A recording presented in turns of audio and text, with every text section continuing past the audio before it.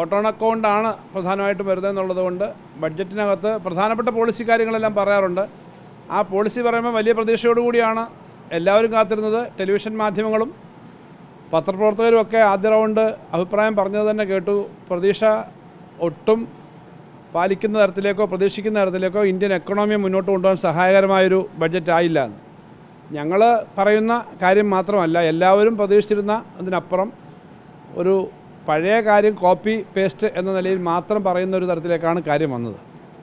എന്ന് മാത്രമല്ല, പൊതുവിലുള്ള ഇന്ത്യയുടെ സാമ്പത്തിക സ്ഥിതിയുടെ ആരോഗ്യാവസ്ഥയെ സംബന്ധിച്ച് ആളുകൾക്ക് അറിഞ്ഞുകൂടാ. കുറേ കാലമായിട്ട് ഇത്തരം കണക്കുകളില്ല. ഇപ്പോൾ 21 നമ്മുടെ സെൻസസ് എടുത്തിട്ടില്ല എന്ന് പറയുന്ന പോലെ സാമ്പത്തിക കാര്യങ്ങളെ സംബന്ധിച്ച് എക്കണോമിക് രംഗത്തെ വിശദമായ റിവ്യൂ രേഖകൾ പാർലമെൻറ്റ് വന്നായിട്ട് അറിഞ്ഞുകൂടാ. നിങ്ങൾക്ക് എന്തെങ്കിലും കിട്ടിയെന്ന് അറിഞ്ഞുകൂടാ. സാധാരണഗതി വരുന്നതനുസരിച്ച് വന്നിട്ടില്ല. അപ്പോൾ ഇന്ത്യൻ എക്കണോമിയിൽ നല്ല ഗ്രോത്ത് ഉണ്ടെന്നൊക്കെ പറയുമ്പോഴും ഇന്ത്യയുടെ പൊതു സാഹചര്യം നോക്കുകയാണെങ്കിൽ കേരളത്തിൽ ഞാൻ ഈ കാര്യം നമ്മുടെ ധനകാര്യ വകുപ്പിൻ്റെ ഒരു കണക്കുകളുടെ അടിസ്ഥാനത്തിൽ തന്നെ പറഞ്ഞു. സാമ്പത്തിക രംഗത്തൊരു ചെറിയ മരവിപ്പുണ്ട് ഇന്ത്യയിലാകെ. കേരളത്തിലും അതുണ്ട്. അതെങ്ങനെ മനസ്സിലാവുന്നത്? ഏറ്റവും നല്ല ഉദാഹരണങ്ങൾ എടുക്കുകയാണെങ്കിൽ സിമൻറ്റിൻ്റെ വില 460 നിന്ന് 350 പോയി എന്നുള്ളത് ഡിമാൻഡിൻ്റെ ഒരു കാര്യമാണ്. സിമൻറ്റ് മാത്രമല്ല, മറ്റു പല സാധനങ്ങളുടെയും വിലക്കയറ്റത്തിൻ്റെ പ്രശ്നമല്ല. ചില സാധനങ്ങളുടെ ഉൽപ്പാദന മേഖലയിൽ ഒരു കുറവുണ്ട്. ഇന്ത്യയിലാകെ ഇതുണ്ട്. ആ ഇന്ത്യയിലാകെയുള്ള ഉൽപ്പാദനക്കുറവിനെ നേരിടാൻ വേണ്ടി കേന്ദ്ര ഗവൺമെൻറ് ചെയ്യേണ്ടിയിരുന്നത് കൂടുതൽ തൊഴിലവസരം ഉണ്ടാവാൻ, കൂടുതൽ നിക്ഷേപം വരാൻ കുറേയേറെ പദ്ധതികൾ അനൗൺസ് ചെയ്യുകയും മാന്ദ്യവിരുദ്ധ പാക്കേജ് സാധാരണഗതി ഒന്ന് സ്റ്റിമുലേറ്റ് ചെയ്യുക, നമ്മുടെ എക്കണോമി ഒന്ന് സജീവമാക്കാൻ വേണ്ടി കുറേ കാര്യങ്ങൾ വരേണ്ടതായിരുന്നു. ഇത് പൊതുവിൽ രാഷ്ട്രീയത്തിന് അതീതമായൊരു വിലയിരുത്തൽ എന്ന നിലയിൽ ഞാൻ പറഞ്ഞത്. ഒരു കേരളത്തിലായാലും സാമ്പത്തിക രംഗത്ത് സാധാരണഗതിയിൽ നമുക്കൊരു ക്ഷീണം വരുമ്പോൾ എന്താ ചെയ്യേണ്ടത്? ആളുകളുടെ പണം എത്തണം. ആളുകളുടെ പണം എത്തണമെങ്കിൽ തൊഴിലുണ്ടാവണം, വരുമാനം ഉണ്ടാവണം, അതെല്ലാ മേഖലയിലും പണം എത്തണം. അതിന് സഹായകരമായ നിലപാടുണ്ടാക്കാൻ പറ്റുന്നത് കേന്ദ്ര ഗവൺമെൻറ്റിനാണ്. അത് വലിയ പ്രതീക്ഷയോടുകൂടി സംസ്ഥാനവും കാത്തിരിക്കുകയായിരുന്നു. അങ്ങനെ വന്നിട്ടില്ല.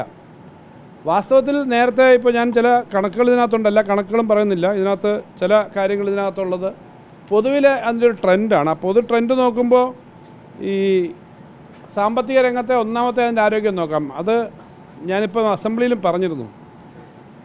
ആകെയുള്ള ബഡ്ജറ്റിൻ്റെ സൈസ് കഴിഞ്ഞ പ്രാവശ്യത്തേക്കാളും ടെക്നിക്കലി ചെറുതായിട്ട് വർദ്ധിച്ചിട്ടുണ്ട്. 47 ലക്ഷം കോടിയിലധികമാണ്. 47 ലക്ഷം കോടിയിലധികം ഉള്ളതിൽ 17 ലക്ഷം കോടിയും ബോറോയിങ് ആണ്. നിങ്ങൾ ഈ കേരളത്തിൻ്റെ അവസ്ഥ ശ്രീലങ്ക പോലെ ആവുമെന്ന് റിപ്പോർട്ട്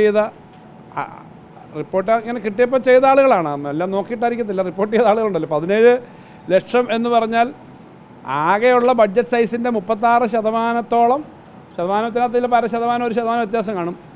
36% വരുന്നത് കടമാണ് കേന്ദ്രത്തിൻ്റെ. അതിനേക്കാളും നമ്മൾ ശ്രദ്ധിക്കേണ്ട ഒരു കാര്യം എന്നെനിക്ക് തോന്നുന്നത്, ആകെ ഈ വർഷത്തെ ഇതിനകത്ത് കണക്കിലുണ്ട്, ഈ വർഷം പലിശ ഇനത്തിൽ കൊടുക്കുന്നത് 11,90,440 രൂപയാണ്. ആകെ ബഡ്ജറ്റിൻ്റെ സൈസ് 48 ലക്ഷം എന്ന് എടുക്കുക, റൗണ്ട് ചെയ്തു ഞാൻ. ആകെ കൊടുക്കുന്ന പലിശ 11,95,000, 12 ലക്ഷം എന്ന് എടുക്കുക. എത്ര ശതമാനം വരും? 25% അല്ലേ? 12 ലക്ഷം കോടി. ആകെ ചെലവ് എല്ലാം കൂടി വരുന്നത് 47,65,000 കോടിയാണ്. 48 ലക്ഷം എന്ന് എടുക്കുക. 48ൻ്റെ പകുതി 24 അല്ലേ? അതിൻ്റെ പകുതി 12, 25%. ഇന്ത്യ ഗവൺമെൻറ് ആകെ ചെലവാക്കുന്നതിൻ്റെ 25% പലിശയ്ക്ക് കൊടുക്കുക. സംസ്ഥാനങ്ങൾക്ക് ഉള്ളതുപോലല്ല കേന്ദ്രത്തിൻ്റെ അവസ്ഥ. എന്നാലോചിച്ച് നോക്കി. അപ്പോൾ ബാക്കിയേ ഉള്ളൂ ബാക്കി കാര്യങ്ങൾക്ക്. ആകെയുള്ള ചെലവിന്, നിത്യനിദാന ചെലവിനുള്ള പണത്തിൻ്റെ കാര്യത്തിലായാലും വലിയ തോതിലാണ് കടം. അതുകൊണ്ടെന്താ, ഇന്ത്യ ഗവൺമെൻറ്റിൻ്റെ കഴിഞ്ഞ വർഷത്തെ ആകെ ബോറോയിങ്ങിൻ്റെ പെർസെൻറ്റേജ് ഇതിൽ കൊടുത്തിട്ടുണ്ട്. 5.8% ആകെയുള്ള നമ്മുടെ ദേശീയ വരുമാനത്തിൻ്റെ GDPയുടെ 5.8% കഴിഞ്ഞ വർഷം കടമെടുത്തു എന്നാണ് ഇന്ന് മന്ത്രിയോട് കൊടുത്ത കണക്ക്. കഴിഞ്ഞ വർഷം 6.4 ഇപ്പോൾ നടക്കുന്ന വർഷം 5.8%. അടുത്ത വർഷം അത് 5.1 ആവുമെന്നാണ് അവർ പറയുന്നത്. ഒരു കാര്യം നിങ്ങൾ നോക്കണം, കേരളം വലിയ കടമെടുത്തു എന്ന് പറഞ്ഞിട്ട് നമുക്ക് 3% കടമെടുക്കാൻ പാടുള്ളൂ. കേന്ദ്ര ഗവൺമെൻറ്റിനും കേരളത്തിനും FRBM എന്ന് പറഞ്ഞ ഒരേ ആക്റ്റാണ്. കേരളത്തിന് 11 ലക്ഷം കോടി രൂപയാണ് നമ്മുടെ ആഭ്യന്തര വരുമാനം ഏകദേശം. ഈ വർഷം ഇനിയും കൂടും. കറണ്ട് ഇയറിൽ 11 ലക്ഷം കോടിയാണ് നമ്മുടെ ആഭ്യന്തര വരുമാനം. ആ 11 ലക്ഷത്തിൻ്റെ 3% എടുക്കാം എന്നുള്ളതാണ് കണക്ക്. കേന്ദ്രത്തിനും ഇതേ 3% എടുക്കാവുള്ളൂ. അവിടെ 2 കോടി ലക്ഷം എന്നൊക്കെ പറഞ്ഞിട്ട് വലിയ തുകയാണല്ലോ വരിക.